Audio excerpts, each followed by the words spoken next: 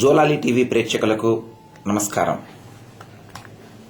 జోలాలి పేర రూపొందించిన విద్య, వైద్య, విజ్ఞాన, వికాస, ఆధ్యాత్మిక, రాజకీయ మాసపత్రికను Andhra Pradesh union of working journalists union రాష్ట్ర అధ్యక్ష కార్యదర్శులు డి సోమసుందర్, ఐవి సుబ్బారావులు సెప్టెంబర్, అక్టోబర్ మాసపత్రికను విడుదల చేశారు.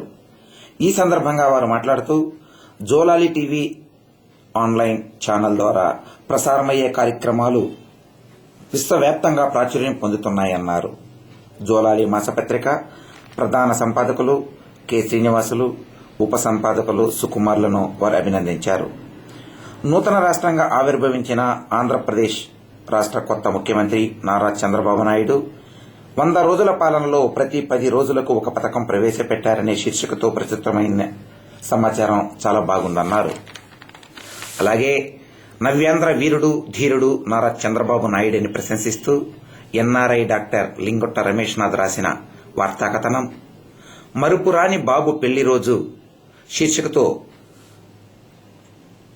విశ్రాంత ప్రొఫెసర్ ముచ్చేలి వాసుదేవరెడ్డి రాసిన అతని అనుభవాలు, అఖిలాండ కోటి బ్రహ్మాండ నాయకుని బ్రహ్మోత్సవ వైభవం, తిరుపతి ఎన్టీఆర్గా గోవింద కృష్ణయ్య వార్తాకథనం, నవ్వుల రేడు కోడూరుగా డాక్టర్ కోడూరు బాలసుబ్రహ్మణ్యం గురించి రాసిన విషయాలు అద్భుతంగా ఉన్నాయన్నారు.